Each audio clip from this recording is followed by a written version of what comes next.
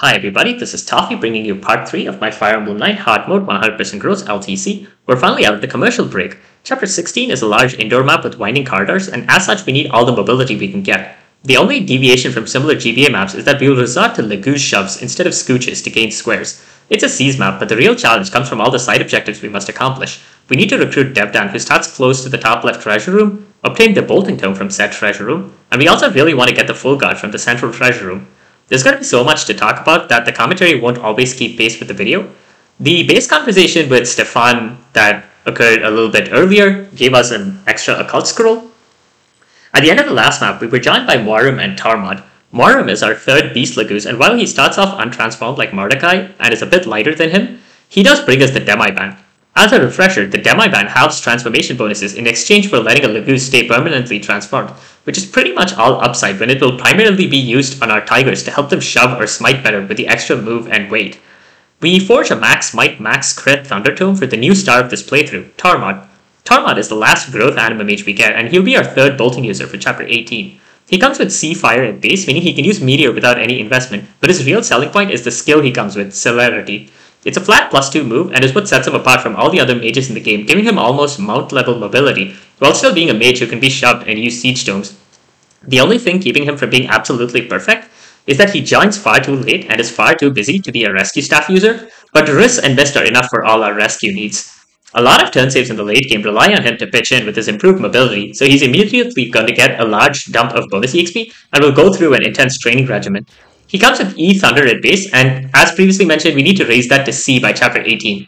We do have a couple of arm scrolls, but he can just barely pull it off without needing one. Marcia will of course be our boots user as a relatively light flyer. Leafy takes the statue frag because she needs to be able to shove male paladins moving forward.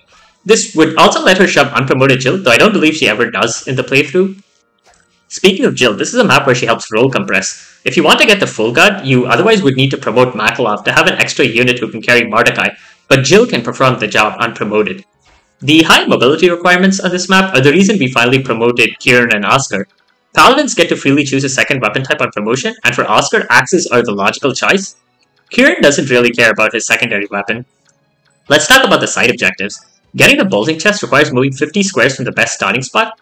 Marcia's gonna head to it with her 11 move, though we need to boost her an extra 6 squares to reach it in 4 turns. Along the way, she'll run into Devdan.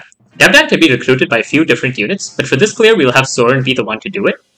The next furthest objective is the full guard, which is 40 squares away from the best starting square. But due to how the enemies behave, we will actually need a unit who starts further behind to get to it. The actual seize point is not all that hard to get to in 4 turns, it's all the other things we need to do that make this map what it is. This map is Titania's final hurrah, since we need an extra 9 move unit to actually get the full guard chest, and this 9 move unit does not need to be able to carry Mordecai. We need to plan our shoves and smites in such a way that our shovers can actually reach the units they need to boost on each turn. On turn 1, we boosted Marcia 4 squares because she needs to rocket away the furthest and will be the hardest to reach on future turns.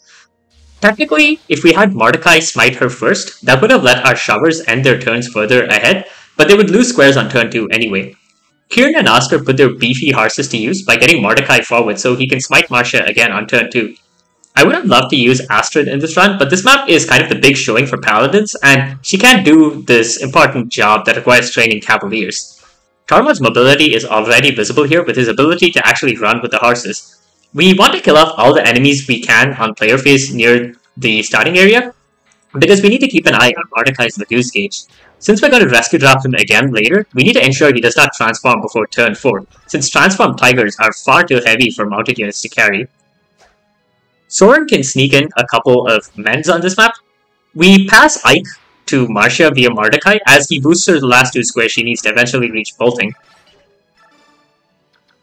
Oscar started from the other best starting spot beside Marcia's, and he needs to be boosted 2 squares, and Moirim and Leafy focus on him turn 2. We direct the shoves in such a way that he can still rescue Soren to hand off to Marcia later.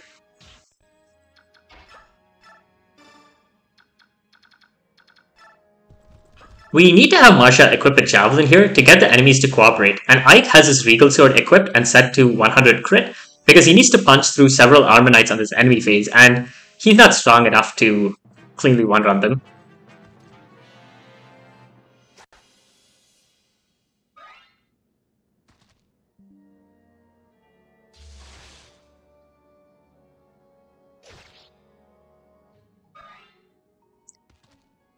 Equipping the Javelin on Marcia got the mage to attack Ike, and he needs to do so from that square to stay out of our way for turn 3. Ike's lack of 2 range means the sniper is going to block his and Marcia's path.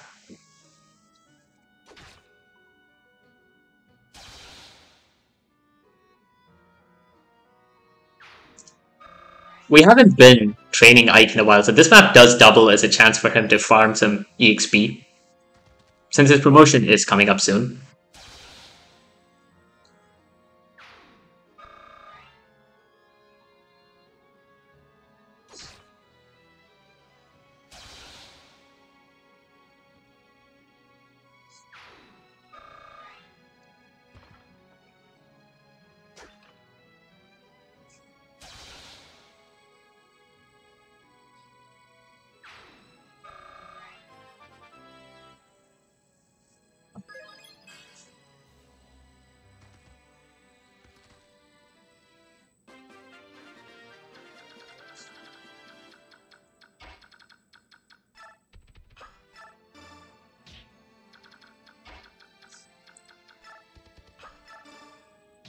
The reason Oscar had to be boosted was to reach the square in front of Marcia, to clear out Ike and Marcia's way by killing the sniper, while still handing off sword to Marcia.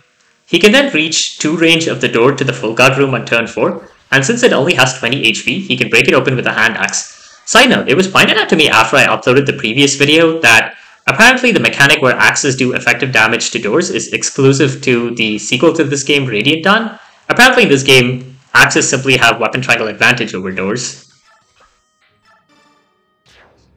Since Oscar is not going to be able to reach the full guard treasure chest, we need to boost another unit who started further behind to get to the full guard. Titania is the one for this job, but she needs to be boosted 6 squares to actually reach it in time. We get her 4 of those squares on this turn, and she'll also hand off Tormod to Ike. This part of the clear has some flexibility in a vacuum. You specifically need an infantry unit to be the boss killer, but you can either have the unit be someone Ike can carry, like in this clear, or you can drop a heavier boss killer forward on turn 2 instead of Ike, and hand Ike off to them instead. However, this is a continuous LTC, and Tormod is a pressing EXP target, so he's chosen for this job. To get Titania the last 2 squares, we'll have Jill and Kieran rescue drop Mordecai forward again, and this is where in an incomplete recruitment run, you would need Makalov as a 3rd male paladin if you wanted the full guard. Thunder is currently set to 100 crit, so Tormod can keep the way to the seize point clear on enemy phase. But because of that, that mage does a ton of damage to Morim with a crit that is technically illegal, but Morim will still survive all the attacks, even if they all land on him, so it's okay. I can maybe talk about Devdan. He's another promoted infantryman who can shove, coming with the same Serenity skill that Vriss has.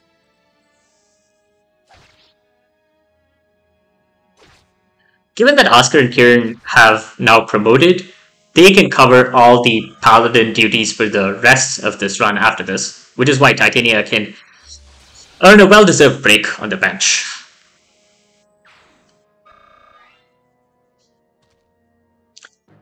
We had Marcia equip a slim sword to ensure that she didn't kill Devdan, though she of course needed to not crit him. We positioned Soren and Marcia in this way so as to feed a couple of kills to Soren, and he has Elthunder equipped for the increased weapon EXP gain. The map where he needs to use bolting is coming up soon, and he hasn't been able to fight for quite a while, so any opportunities that we get are greatly appreciated.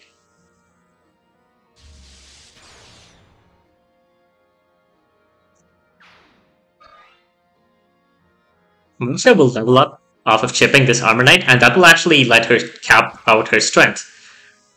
23 strength is pretty bad for the late game, though, so we will have to look into measures soon to try and keep her away from combat while still leveraging her 11 move to do the things that she absolutely needs to do. On the final turn, we need to get all of our objectives done at once. Soren recruits Devdan and gets another Mend off of him to hit C staves, letting him use Ward and Physic. I didn't acknowledge it earlier, but Physic gives 4 weapon EXP a pop, and with its increased flexibility, it really makes our staff grinding easier. I brought a couple of lances for Devdan, but honestly, he could have just broken open the door with this heavy spear that he comes with. This bolting tome is our first siege tome and is a sign of things to come. Many of the turn saves I will show off in the rest of the run are going to revolve around improved use of siege tomes compared to the LTCs that have come before mine. Jill and Kieran could have broken into the top right treasure room on turn 4 to obtain either an Ashera icon or a Silver Lance, but we don't really need either of those. Even though I didn't directly save a turn here, I'm still very proud of everything I accomplished. Before my run, the belief among LTCers was that Devdan and the Full God were mutually exclusive in a 4-turn clear, and nobody had even considered the possibility of getting the Bolting Tome in an LTC context.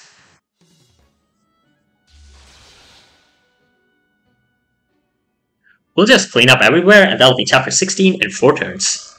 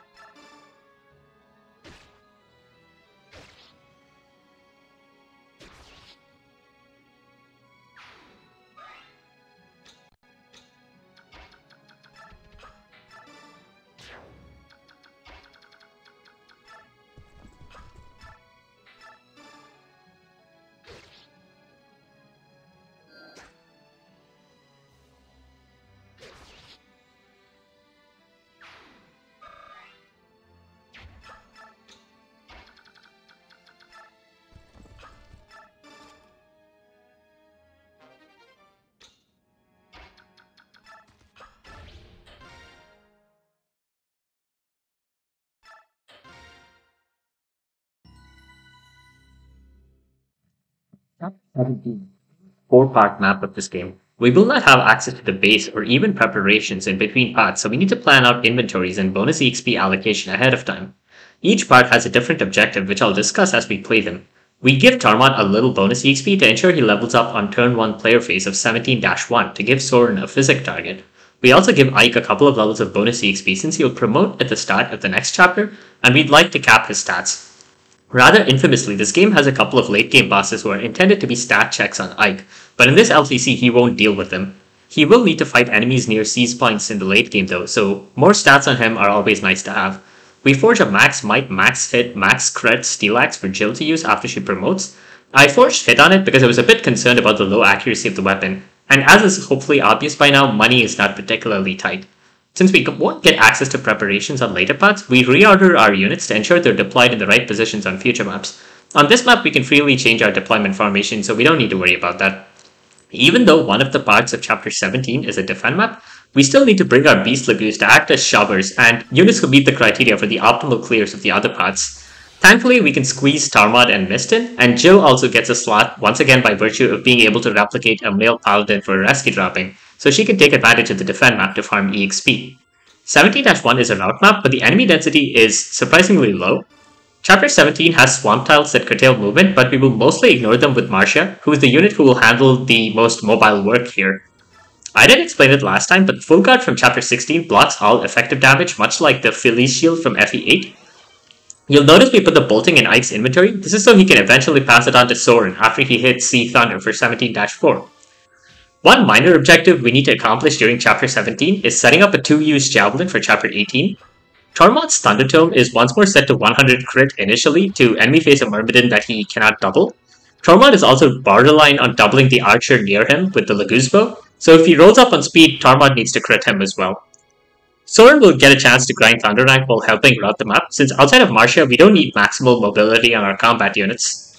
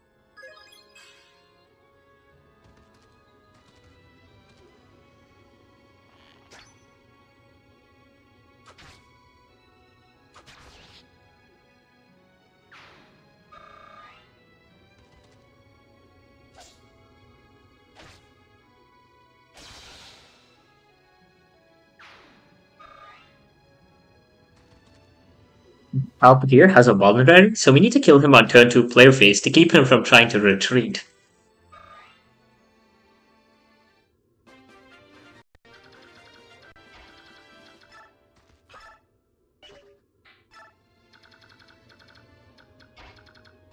Robot, Soren, and Marcia will clean up the rest of the map, and that will be chapter 17-1 in 2 turns.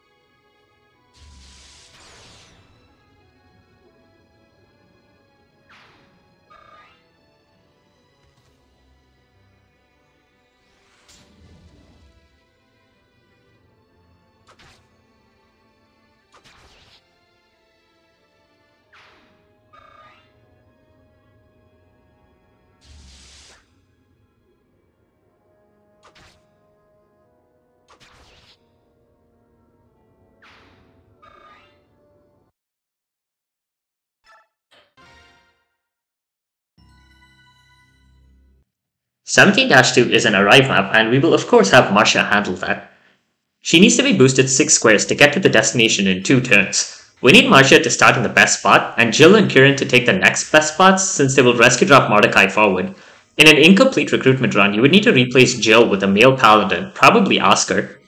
This time Mordecai smites first, because on turn 2 we will actually need to shove him forward due to the swamp terrain, and this requires our shovers to end turn 1 as far forward as they can while still shoving Marcia. Tormod will just farm EXP.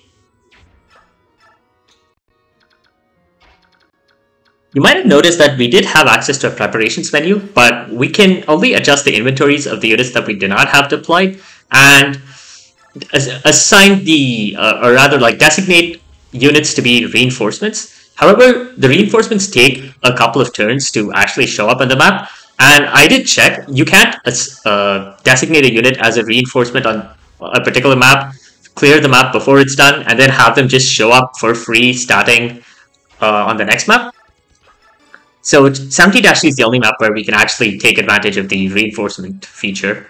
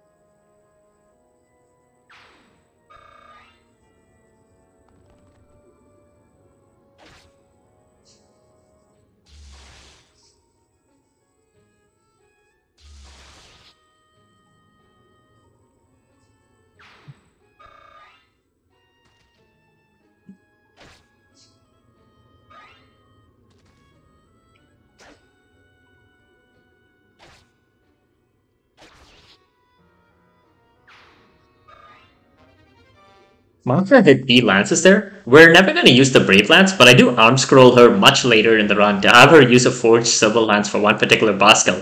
So you could probably double crit that boss with a weaker weapon instead. Mission as normal mode incomplete recruitment LTC actually 3-turned this map, presumably an oversight since from their notes I figured they did not train up 2 male paladins in their run and as such could not pull off the turn save here. On turn 2, Mordecai will just barely get to Marcia after being shoved a couple of times, and we'll clean up with our other units, including feeding a paladin kill to Jill, and Marcia will arrive to complete 17-2 in 2 turns.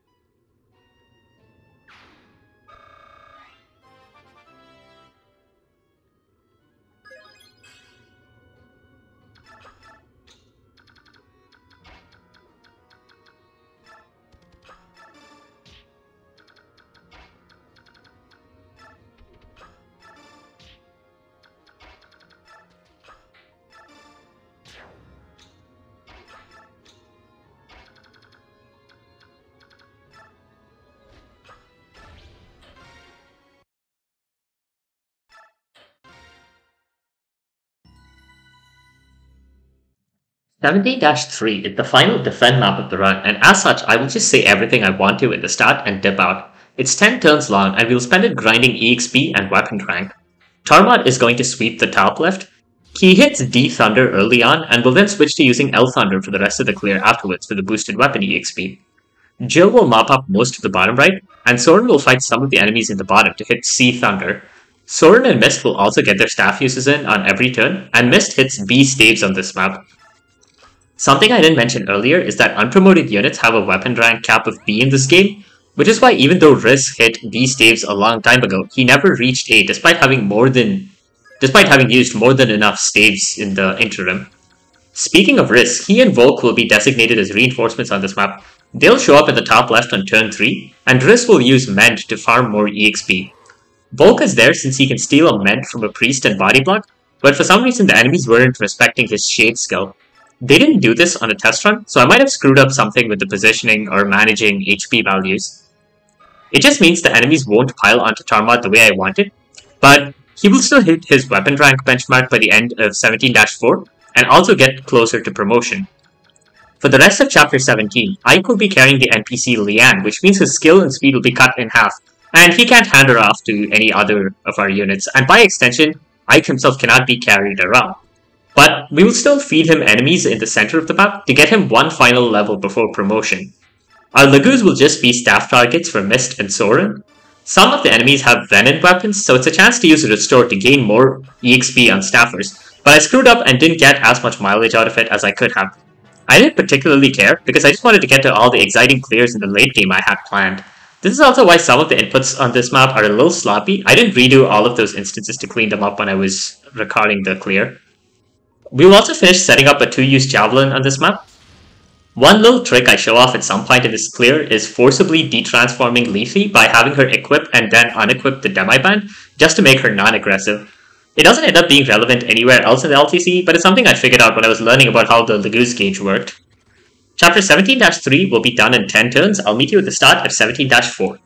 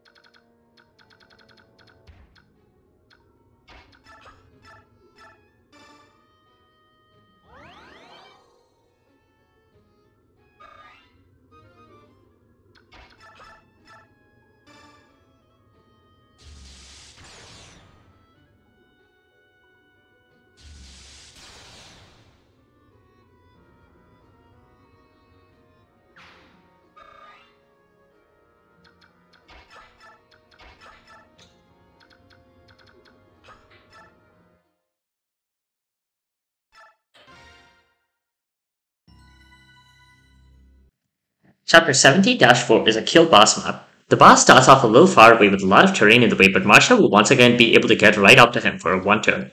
One-turning this map is not something new, but past hard mode LTCs did not have the bolting from Chapter 16, and hence could not complete a side objective, getting the Adept manual. Adept is dropped by a Halberdier with 1-2 range to the left of Oliver, who is stationary, and we normally cannot get it in a one-turn clear despite Marsha having enough movement, because we need to kill 2 enemies to let Marsha reach that square. And even with Kanto after attacking, Marsha only has 1 player phase action.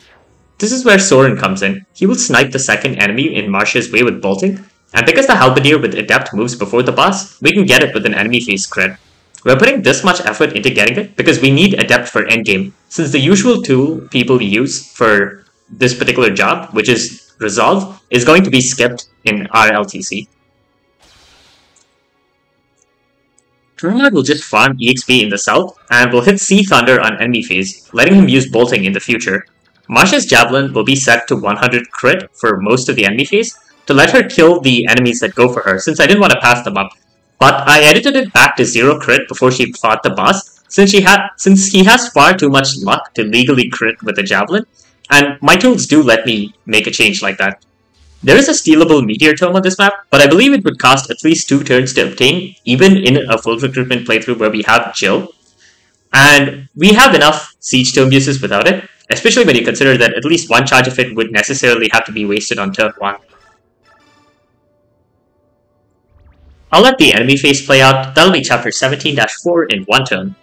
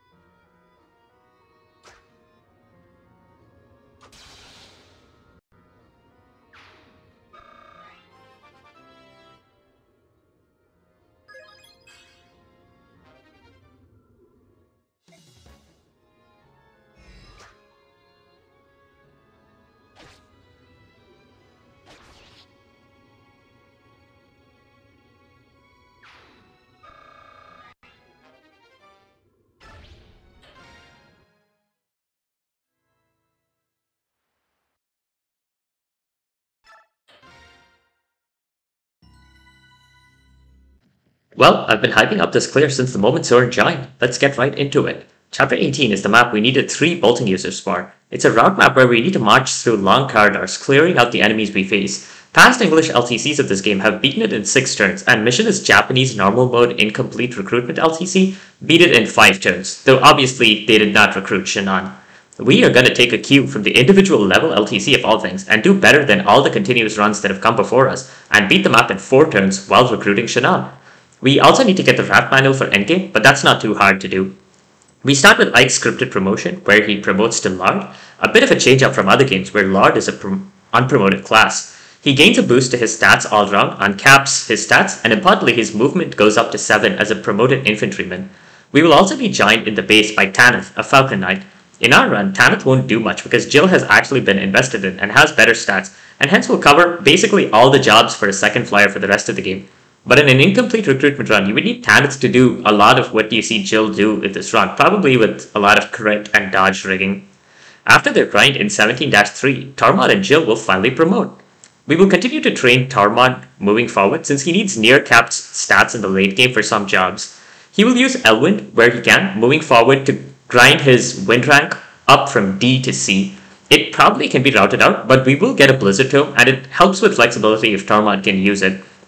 Blizzard is the worst of the Anima Siege Tomes in terms of might, and importantly, it is too weak to let a Sage hit 40 attack with it, minus support bonuses which we can't afford to set up for them, which is an important benchmark in Chapter 27.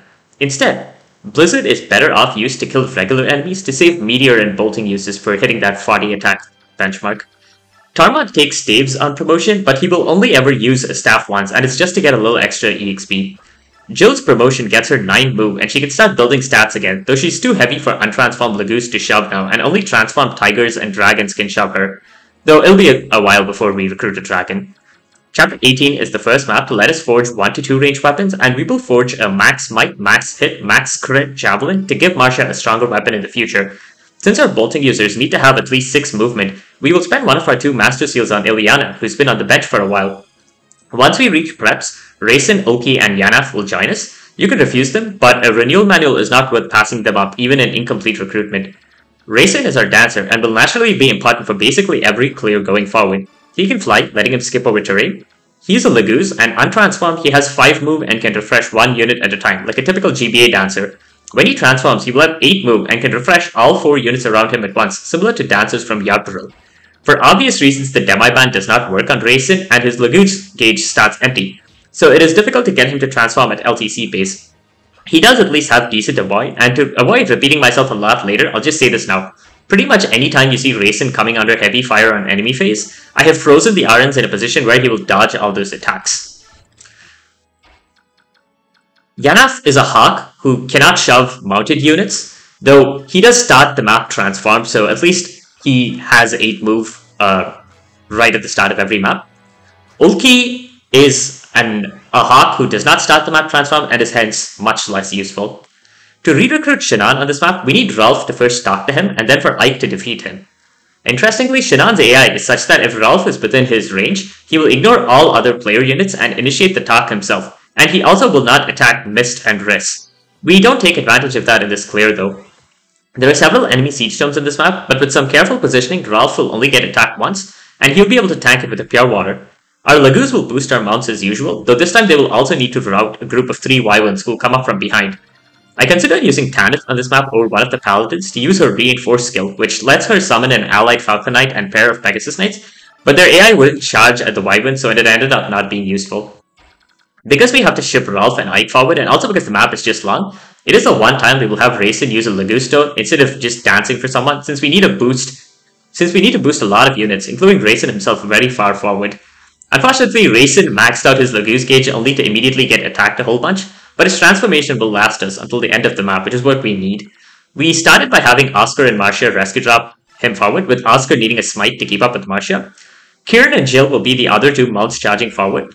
Rolf needed to be put in saddlebags turn 1, since he has to be dropped turn 2, and we combine that with a couple of shoves on Ilyana, so she can get to the site of her big contribution to this LTC. Since Kieran and Jill were free on turn 1, they helped boost Soren forward since he also needed to get to the front. On turn 2, Ike hands off Rolf to Marcia, since he needs to be dropped near her to talk to Shannon on turn 3. Tormod showed off celerity by charging to the front despite being pretty far behind. We do need to clear out the way for Marsha, Rayson, and Oscar, so we have to clear out the nest of enemies at the start. Jill did need an extra square there, so she could be at an equivalent position to Kieran on later turns for Rayson's stances. Oscar will pick up Ike, the other half of Shanann's recruitment pair. And Soren finally hits B staves, meaning that he can use the rescue staff. As a reminder, Soren's staff rank is actually completely irrelevant outside of the EXP he gained, since much like Tormod, he needs capped or near capped stats for the late game.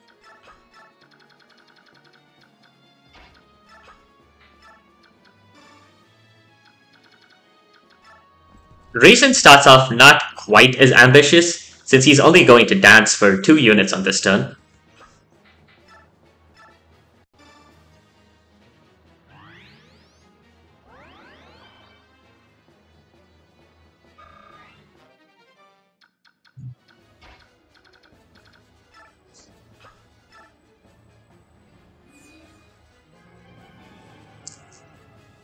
Oscar will not drop Ike quite yet, and will instead take out that stationary Bolting Sage, since he would kill Rolf on enemy phase otherwise.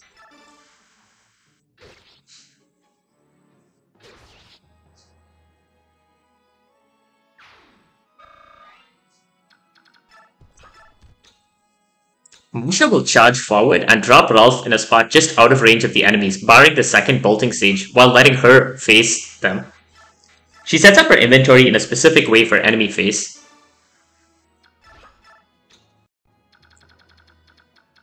Lethe will start engaging one of the Wyverns.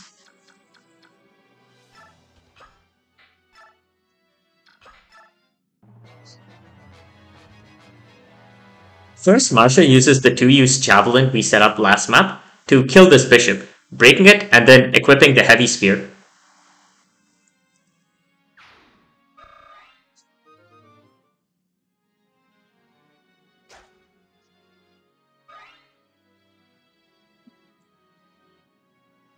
Thankfully, Ralph at base can tank this bolting hit with a Pure Water boost.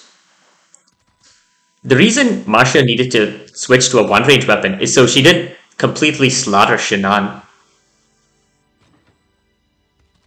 The Heavy Spear in particular was chosen so she could punch through the Armor Knight who will attack her next, who drops a Night Killer, otherwise known as a Rider's Bane or Heartslayer, for her to use later in the chapter.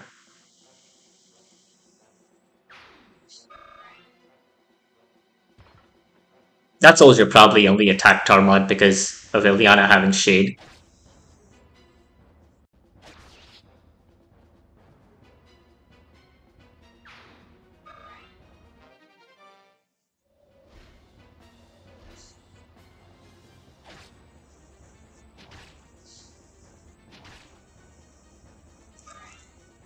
Two of the Wyverns have lances, which means that they can, in principle, be enemy-faced, though one of them has a Javelin and definitely needs to be player-faced by our Lagoos.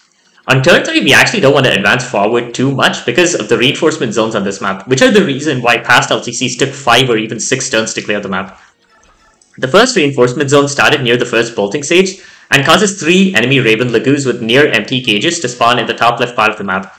There is a second reinforcement zone just past the second Bolting Sage, and it causes 4 more Raven Lagoos with varying gauges to spawn from there and get the spawn from the top left, and gets the 2 Cavaliers in the north to start charging at us. The first zone is unavoidable because we need to get our units far past it to actually clear the map.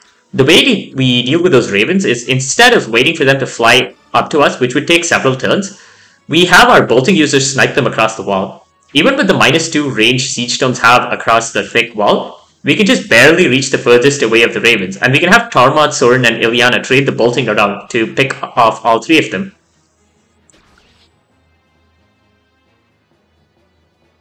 We traded the Demi-Band over to Mordecai so he could kill that one Wyvern who was at low health, because the Wyverns do have retreat AI, and so we don't want to leave them at low HP on enemy phase.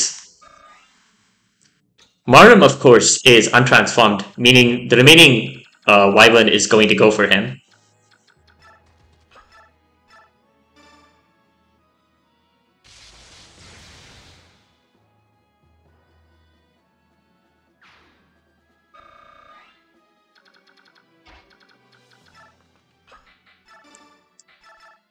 That's Ilyana's big moment, folks.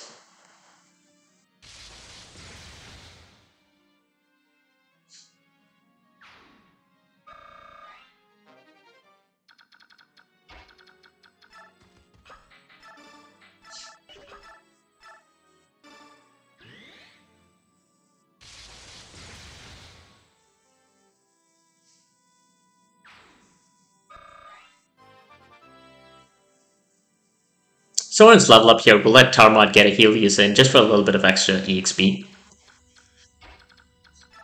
Raisin was only able to do a three-way dance due to the terrain. Ike will then beat Shinnat, which he does with a simple Iron Sword, while Kieran and Jill will just rescue drop Raisin forward for next turn.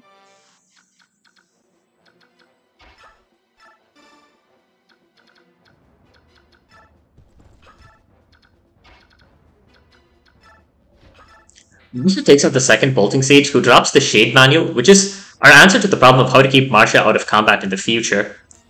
Rolf's position puts him just out of range of the Blizzard Sage to the north, keeping him safe.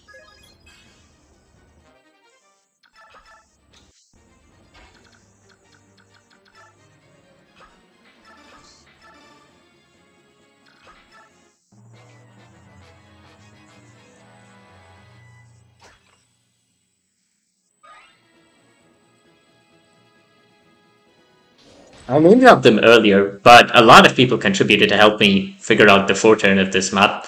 Adro Incarnate managed to pull up a map of the reinforcement zones, which is what let me come up with this idea. And Don151 and USS Garden Captain were with me as I was working on all of the finer details of this clear. There we see Raisin's Blessing skill, which causes him to automatically heal nearby units based on his magic at the start of player phase. Since Ike and Rolf are that far forward, they will get us the Silence Staff and the Wrath Manual. Silence is just more EXP for us staffers, while Wrath will be needed for endgame alongside the Adept Manual we got in 17-4. Because we avoided the second reinforcement zone, the 4 Ravens did not spawn in, and that means we only need to get in range of the 2 Cavaliers in the north to route the map. The map will end before the reinforcements show up. We will actually player phase all the units near the front to avoid any enemies getting funny ideas with Raisin and Ralph nearby.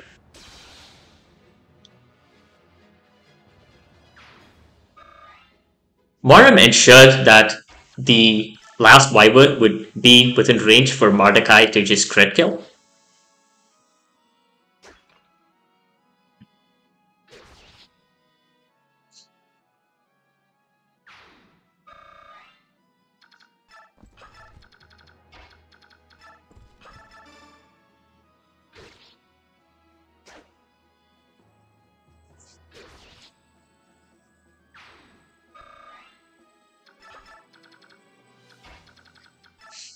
Mounted units farm up for Raisin's one 4-way dance of the entire run. At least I think it is. I think he might perform one other 4-way dance, but it's not strictly needed.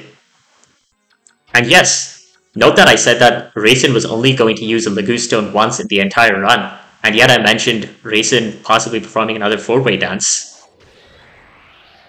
Use your imagination as to how I do that. Marsha with her 11 move can get in range of the Northern Cavaliers after the dance. They stayed put since we didn't enter the second reinforcement zone earlier. In an incomplete recruitment run, you might be able to get Volk to steal bolting for the second bolting stage, but we definitely can't even think about it in full recruitment.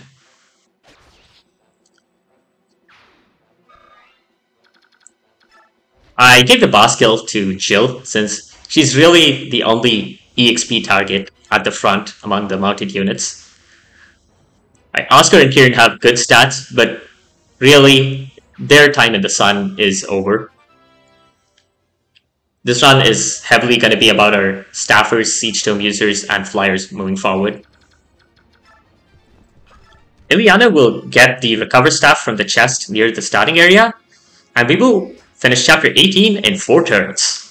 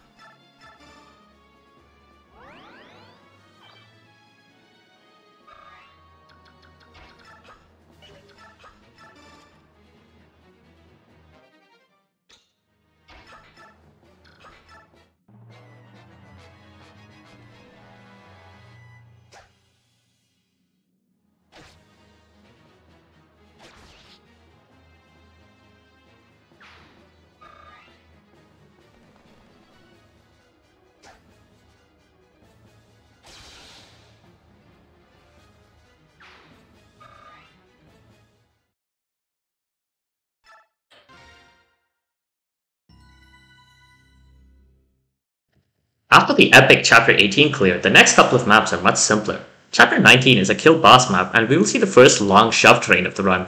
We want to dance Marcia very far forward to let her pick off the boss on player phase. We probably could snipe the boss with bolting instead, but we have other uses planned for our siege tomes later. We take the chance to forge Jill a max might, max hit, max crit hand axe to let her enemy face Path of Radiance's increasingly bulky enemies at 1 to 2 range on future maps. The few discretionary deployment slots we have beyond our shovers are given over to units who are going to spam staves or grind supports. I didn't mention it earlier, but Oki has the skill Vigilance, which gives him plus 20 avoid, and Yanaf has Insight, which gives him plus 20 hit. In general, infantry units like Stefan will see a lot of miscellaneous deployment moving forward to shove Racing. I gave Mist some bonus EXP to pull off the ward trick again.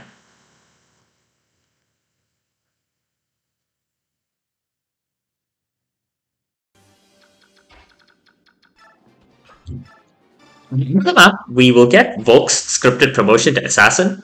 He's not relevant to the run anymore at this point, though, outside of being a potential shover. He doesn't even gain movement on promotion, since he already had 7 move as a thief. I don't really have anything more to add, so that'll be Chapter 19 in 1 turn.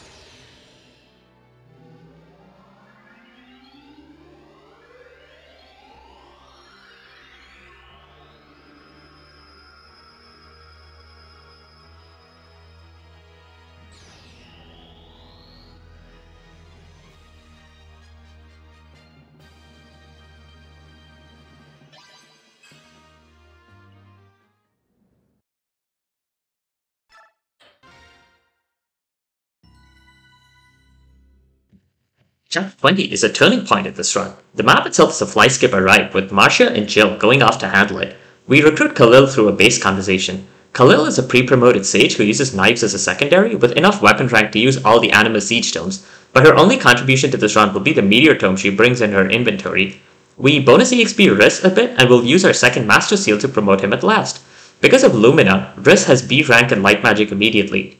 Lumina also lets him grind his weapon rank slash staff rank much faster than other units, so I will train him to S rank just as a flex. Notice how Riss's promotion gives him plus 3 magic as opposed to Soren and Tarmod who only gained plus 1 magic on promotion. Riss has an easier time capping his magic after promotion as a result. He does have a magic cap of 29 as opposed to the Sage's 30, which means that he will have 1 less maximum rescue staff range than they do. But one of the things this run will show is that the 1 less staff range does not matter. We forge a second maxed out hand axe, but its immediate application is actually for AI manipulation here instead of being a backup weapon for Jill. Enemies in FE9, as previously mentioned, have some amount of self-preservation and will prefer to attack player units that do not kill them. We want enemies to prefer to attack Riss on this map for EXP reasons since he needs to cap his magic soon, so we have to ensure Oscar and Kieran would be capable of one-rounding the enemies to ensure that they will choose to attack Riss with his lower defense stat. The village in the north has the Smite manual, which Tormod will obtain for us while farming EXP and grinding win rank along the way. I will just take some kills in the south since he has nothing really to do in this clear. Jill and Marcia are just barely out of range of the boss and the arrive point from the starting positions we gave them, so Debiband Mordecai will smite them forward across turns 1 and 2. This is the first application of Shade Marcia. She has issues one-rounding the enemies due to her strength cap, so by giving her Shade, we will get all the enemies to go for Jill, who can both actually kill on the counter and also take advantage of the EXP to grind up her stats. Light magic tomes are worth a lot when sold, but Riss will choose to use Shine to kill a lot of enemies while also grinding up boosted weapon EXP for the flex that I mentioned earlier. Risen is free on turn 1, so he just helps Mist get an extra staff use in.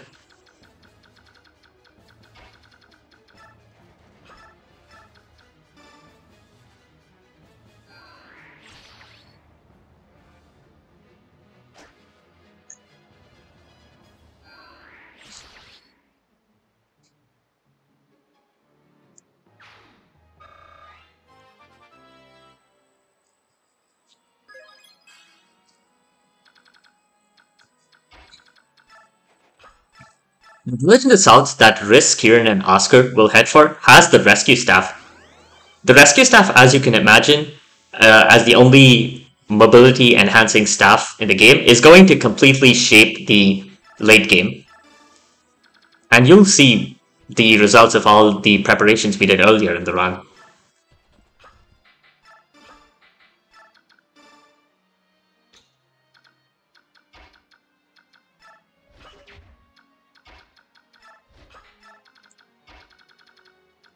We have Marcia end her turn there, so that Mordecai will be able to reach her on turn 2 to smite her the extra squares that she needs to reach the arrive point.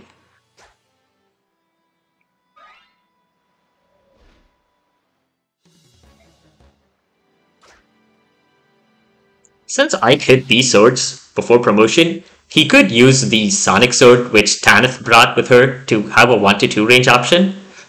I just held on to it because I wasn't entirely sure where I would need the Sonic Sword uses. As it turns out, I ended the run with about 10 charges of it left, so I probably could have made a little bit more use of it. This sniper with the longbow drops the Provoke manual.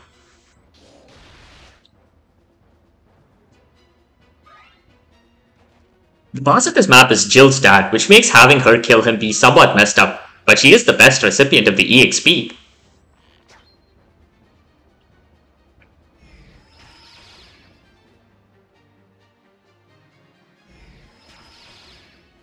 If we had given Kieran and Oscar some more bonus EXP, there are a couple of enemies who go for them who might have gone for Riss instead, but it's okay. Riss earns a good chunk of EXP as is. Riss will fail to double the Myrmidon since we early promoted him and his speed is a little shaky, but that's okay. He has the leeway.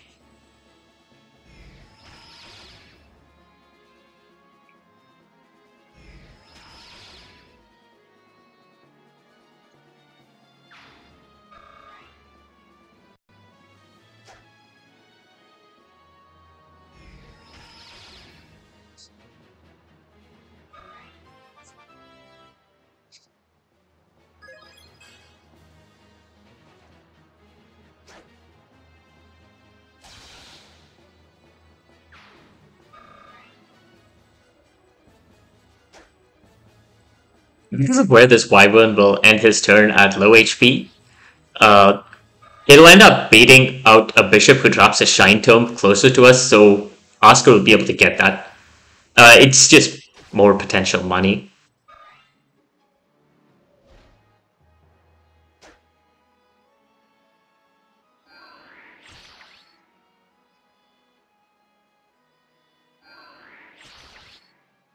All the tomb animations do make this enemy phase rather long.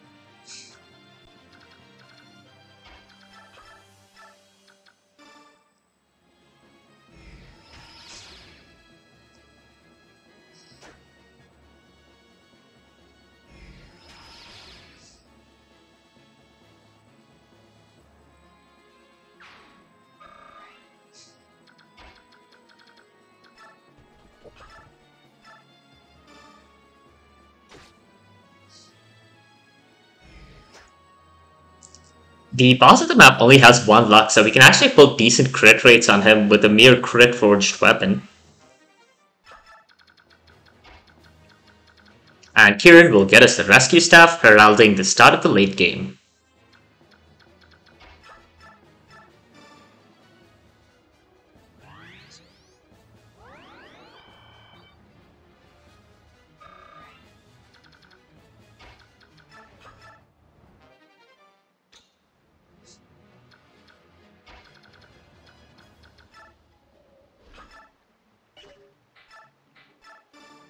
Since we got the the Jill missed A support, we could have triggered the talk with the boss safely. If you don't have that support, Jill would actually defect to the enemy side. The boss drops the Tomahawk, which we're never going to use because Kieran is the only unit who's going to hit B axis, and he's not going to be super relevant to the run moving forward. Tarek's only meaningful contribution to this run is getting us the provoke manual off that sniper. It would probably cost us a Siege Tome use otherwise. Provoke will be used in Chapter 28 to streamline the clear, though you might be able to route it out with hacked crits.